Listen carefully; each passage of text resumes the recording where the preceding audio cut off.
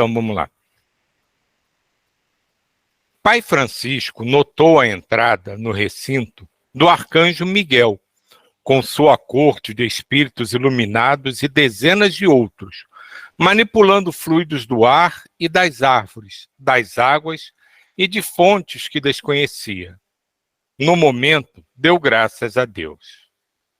O povo, ao saber que os frades iam se reunir em assembleia, concluiu que, estando Pai Francisco ou Antônio de Pádua presentes, veriam milagres e curas de todas as espécies. Por isso, as pessoas abarrotaram as adjacências da igreja dos frades menores. O poverello continuou falando com suavidade. Quero, meus filhos, que voltem todos para seus postos de trabalhos renovados em Cristo. Que sejam todos construtores, desde quando o trabalho seja para o bem. Não importam as condições que encontrem nas suas cidades, províncias, países ou sítios. Importa, sim, manter acesa a chama da fé em seus corações, a esperança nos caminhos que estão percorrendo, bem como se amarem sem outro interesse que não seja o bem-estar do próximo. Ouçam e guardem, meus irmãos. Não desperdicem o tempo que Deus nos deu por misericórdia. Aproveitem-no através das oportunidades que surgirem, plantando as sementes das boas maneiras espirituais, a que o Evangelho nos concita. Não critiquem os colegas quando, porventura, se desviarem dos caminhos do bem. Exemplifiquem, como candidatos à luz, os preceitos que os elevarão, colocando-os fora do ódio e da vingança, da vaidade e da maledicência. Se necessário, andem com o ladrão, sem que a inclinação dele os faça roubar. Se não conseguirem convertê-lo, façam o que puder ser feito por essa alma que dorme na ignorância. E, ainda, se encontrarem resistência, orem por ele, entregando-o a Deus, que saberá protegê-lo e discipliná-lo. Analisem os pensamentos antes que eles se transformem em palavras, porque o que sai da boca pode macular o coração, se faltar vigilância. A palavra é força poderosa nos lábios disciplinados pelo Evangelho. E essa frase me lembrou um filme que eu e Sani vimos um dia desses, né, que era sobre xadrez, né, um ex-presidiário que depois de sair da prisão, ele começou a ensinar xadrez a uma comunidade mais pobre, né? E o que ele sempre procurava ensinar para eles, né, como uma metodologia do xadrez e como metodologia para a próxima vida, para a própria vida, né, deles, né, era pense antes do movimento. Que é exatamente o que ele fala aqui, né? Analise os pensamentos antes que eles se transformem em palavras. Porque o que sai da boca pode macular o coração, se faltar vigilância. A palavra é força poderosa nos lábios disciplinados pelo Evangelho. Eu lembrei também no que falou antes com o ladrão. E não deixe-se, né, contaminar ali. Eu lembro de uma frase que eu falei, né, assim, algumas vezes na minha vida, que eu me vi andando com algumas pessoas que outras pessoas não queriam andar, né, com elas. E meu pai falava, você está andando com essa pessoa? Aí eu falava assim, mas o senhor não confia na educação que o senhor me deu? E aí ele ficava assim, tomava um susto. E eu falava, e você não acha que eu, andando com ele não pode melhorar? Né? É uma boa pessoa. Então a gente olhar, hoje em dia, assim, depois da minha trajetória aí, né, dentro de escolas, e ainda, né, que eu não morri, eu tô aqui convivendo com as pessoas, como eu tenho, assim, afinidade de me aproximar daqueles que são, desde sempre, assim, os que são excluídos, na verdade, né? E hoje eu estava ouvindo uma coisa, falando assim, que as pessoas que têm vícios, por exemplo, qualquer tipo de vício, que elas têm uma sensibilidade muito grande. Elas seriam as melhores pessoas nas famílias delas, né? Mas para elas fugirem assim, desse dia a dia tão confuso, elas vão para o vício. Então, quando elas estão sem o vício, elas estão perdidas, e quando elas, quando elas estão sóbrias, vamos dizer assim, estão perdidas, e quando estão no vício também estão perdidas, né? O que elas precisam? Elas precisam exatamente desse que anda com o ladrão, né? Daquele que anda com esses excluídos, né? Então, que são pessoas altamente sensíveis. E a gente que já teve a oportunidade de conviver, né, com tantas pessoas assim, principalmente a gente que convive, professor, convive com tantos excluídos, né? Tão importante esse olhar, tão bonito. Isso que você está falando é tão bonito, mas tão bonito, né? É aquele sentimento, né, de que a gente não tem que ficar esperando que os outros cheguem aonde a gente espera ou gostaria que eles chegassem. A gente tem que ir até eles, né? Não importa a diferença, a distância que nos separa. É muito importante que a gente vá até eles, onde eles estão, e caminhe ao lado deles. É o que você falou para o teu pai. Eu confio na educação que você me deu. Então, o fato de eu estar ao lado de quem quer que seja, não vai mudar o meu modo de pensar, nem vai determinar minhas atitudes. Mas é muito, isso que você falou é tão bonito, tão importante, que a gente tem essa humildade, essa decência de descer do nosso pedestal, de aonde realmente se precisa que nós estejamos, que a gente vá, que a gente se envolva, que a gente caminhe ao lado, não que caminhe na frente, esperando que os outros nos alcancem. É uma benção. E Francisco chama essa atenção para a gente, porque o sistema ele é excludente, né? Primeira coisa que você vai ouvir, você sabe com quem você está andando? E qual é o outro ditado?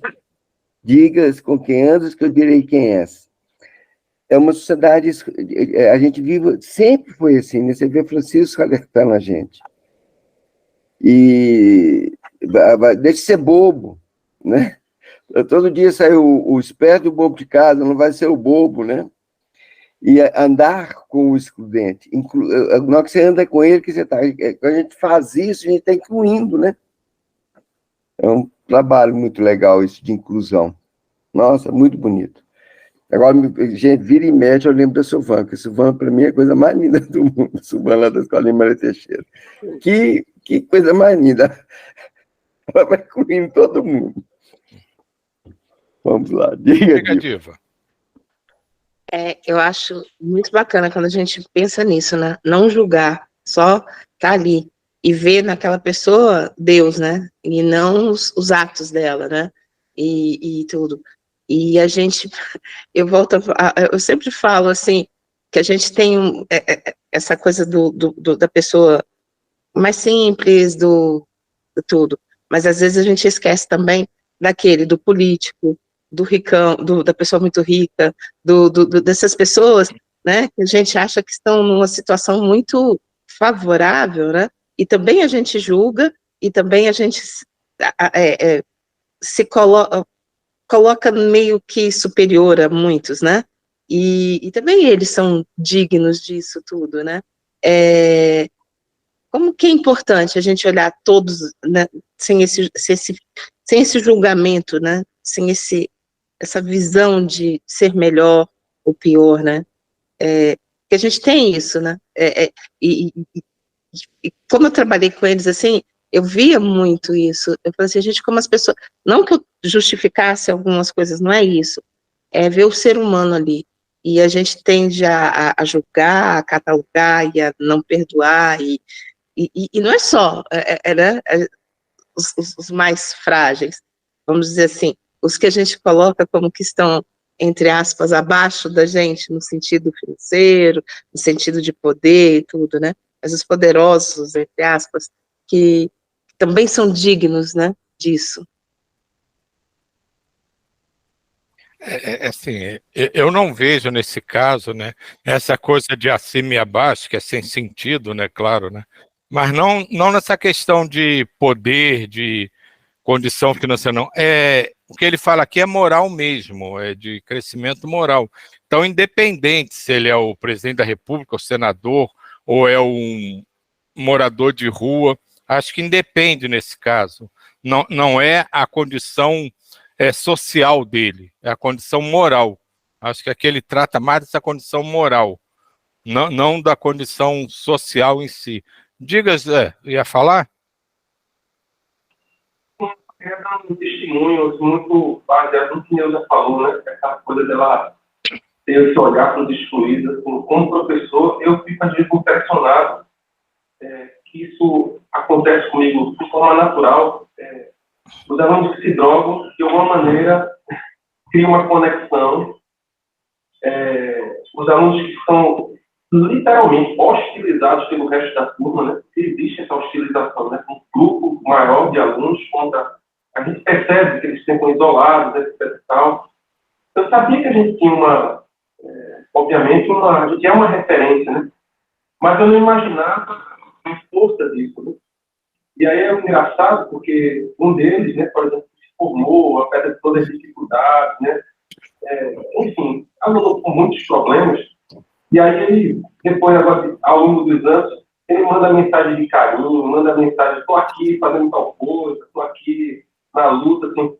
E talvez se a gente não tivesse dado a chance, ele não teria conseguido terminar o curso, né? Aí está encaixado, está trabalhando, aí começa a ter a lembrança, se não fosse o seu naquele ano, não tinha terminado. Então, assim, é uma carreira que também está sendo guiada a atuar exatamente com eles que estão nesse processo de sistema colocar para fora de qualquer jeito, né?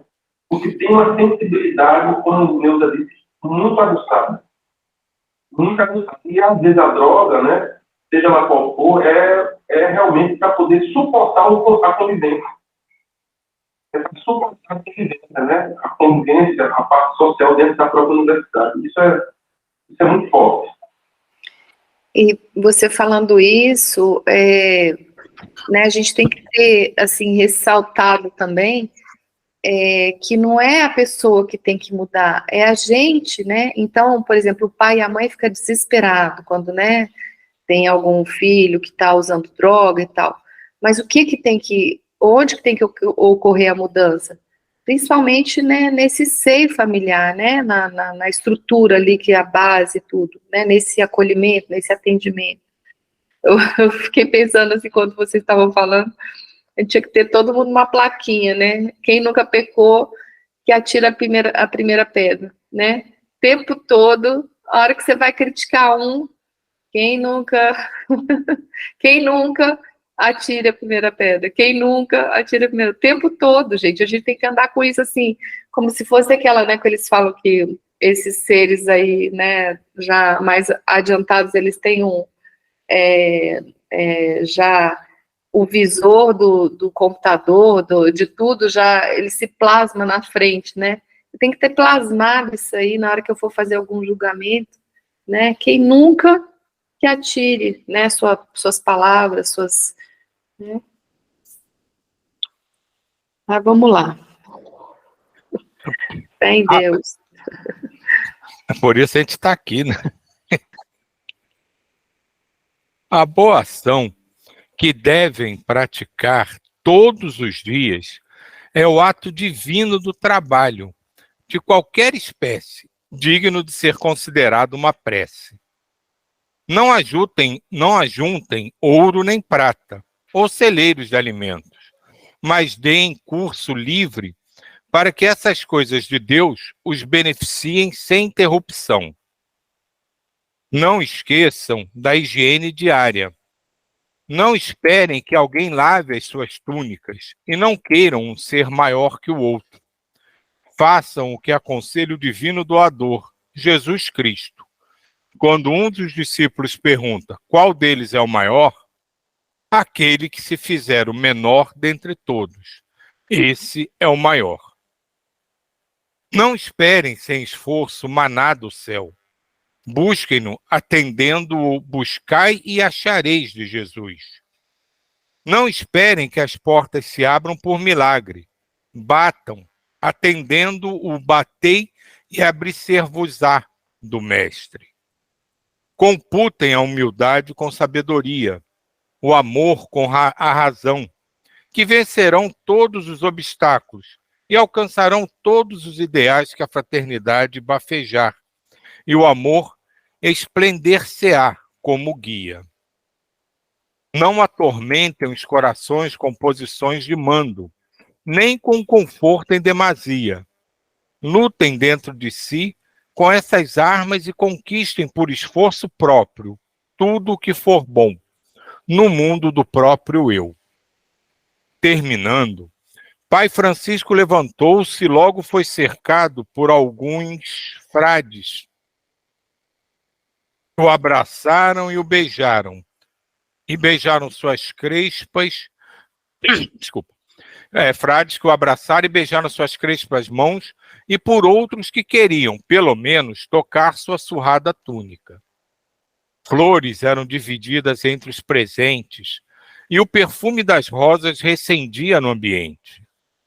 Enfermos de todas as procedências enfileiravam-se, esperando a sua vez, confiantes na paciência do velho discípulo do Cristo, que não os deixaria famintos da sua palavra consoladora.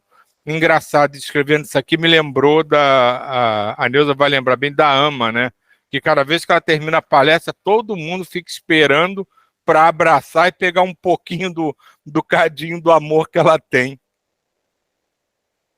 Silvio, tem uma frase lá em cima que eu queria, assim, perguntar, humildade, usar a humildade com sabedoria. Como vocês veem isso? Humildade com sabedoria. Porque é tão assim, às vezes a gente acha que deve agir com calma, paciência, ser humilde, e às vezes a gente não está sendo sábio, né? Não sei, me ficou essa frase aí, né? O amor com a razão e a humildade com sabedoria. Essa é a coisa da humildade com sabedoria, acho que está relacionada com o que todo mundo já falou aqui, né? Até o que a Neuza falou, né? Da plaquinha, né? Quem nunca, né, que atire a pedra. Porque a gente, às vezes, acha que é humilde, né? Mas dentro da nossa pseudo-humildade, a gente está num orgulho, num ego, numa vaidade monstruosa. Às vezes a gente acha que está ajudando, está fazendo um monte de coisa, e está fazendo tudo por amor, mas no fundo é pura vaidade, é puro orgulho. Você não fala isso para ninguém, você não tenta não transparecer isso para ninguém, mas no teu fundo você está feliz da vida porque você realizou esse ou aquele trabalho. Então acho que essa humildade, digamos assim, consciente que ele fala é isso. Você realmente tem a humildade da maneira que a gente entende a humildade. Porque humildade para a gente não é uma coisa fácil, não. Porque nós somos, vou falar por mim, né? Nós não vou falar, eu sou. A gente é orgulhoso, é vaidoso, é egoísta, é preocupado primeiro com as nossas necessidades, com os nossos ganhos, com o nosso bem-estar. Isso faz parte da gente. Pode dizer que não, mas não tem como negar. Em algum momento a gente vai estar pensando no nosso umbiguinho primeiro. Isso aí é inevitável. Então acho que ele fala essa coisa da humildade, ele fala nesse sentido. De ser humilde como Francisco é, que ainda é um caminho para a gente. Então, a gente dizer que a gente é humilde, que fez isso por amor, que fez isso humildade, na verdade, no fundo, pode ser ainda reflexo da nossa vaidade. A gente faz aquilo achando que está fazendo o maior amor pelos outros, mas, na verdade, está feliz da vida com o ego do tamanho de um bonde, com a vaidade enorme porque ajudou alguém. Isso, na verdade, não é humildade. É vaidade disfarçada. Eu lembrei, Diva, de uma frase que você mesma colocou aqui há um ano, sei lá quanto tempo atrás. Jesus faria assim? Lembra? Sim, Como é sim. que é? Meu pai falava isso. Meu pai falava. Uhum. Não, isso acho que é num desses livros aí, não sei mais qual, não sei nem se é do Francisco mesmo. Quer dizer, né? Como Jesus agiria dessa situação, né? Isso aí é você, né, sair de si, né, e deixar a vontade, né, superior. Tem um livro que é O Monge e o Executivo. O Monge Executivo é um dos livros que mais, assim... Porque pensa um cara arrogante, prepotente e burro, sou eu mesmo, viu, gente? Então, assim, isso aqui cai, para mim, assim, de cabo a rabo. A humildade passou tão longe de mim que eu não sei nem como é que eu faço para alcançar. Aí eu fico procurando, e essa resposta, Diva, é exatamente o que o Silvio falou, e eu vou resumir. Ego. Não é o que você está fazendo com o seu ego, quando você está lustrando o seu ego, aí coisa. E é muito difícil, gente, porque a gente tem que ter, graças a Deus, toda vez que a gente pode servir. Então, a gente traz um pouco de vaidade, vamos dizer assim. Toda vez que... Eu pedi a Deus isso já, há muitos anos atrás, quando eu era menino, eu pedi a Deus para poder ajudar a todos que podia ajudar, né? E servir com humildade não é baixar a cabeça, é servir com amor. Então, substituir a palavra humildade por amor, né? Servir com amor. Jesus faria isso? Como é que Jesus faria? Com amor. Né? Com amor. Até para pegar o chicote, pegava com amor. Ó, A frase segue com amor com razão, não é? Isso. Humildade com sabedoria, amor com razão, não é? Era isso que eu estava... O computa a humildade com sabedoria, o amor com a razão, que vencerão todos os obstáculos e alcançarão todos os ideais da que a fraternidade bafejar. E o amor esplendecerá como guia. Essa é a frase, tá? Que fala aqui. Eu já falei isso para você e, assim, veja a importância das pessoas que são mais firmes também.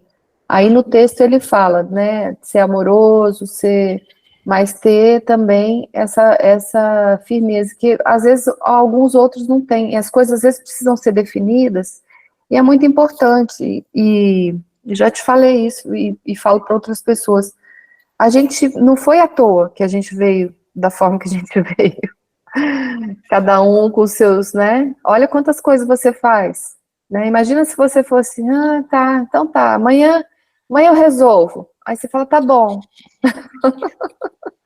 Imagina se você fosse assim.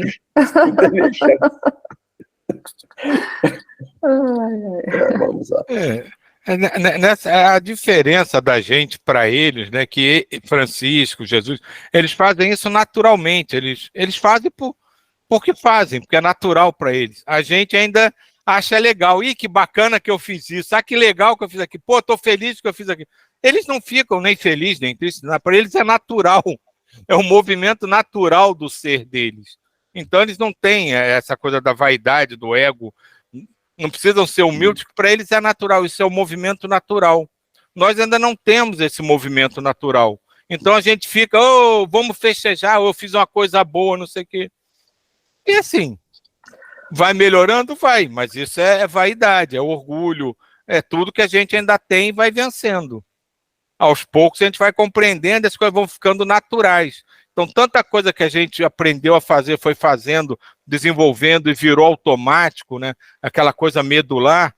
Um dia, toda essa humildade, esse bem-estar para os outros, esse desejo de que todo mundo seja feliz, também vai estar a nosso nível medular e vai ser natural. Então, a gente não vai nem perceber que está fazendo.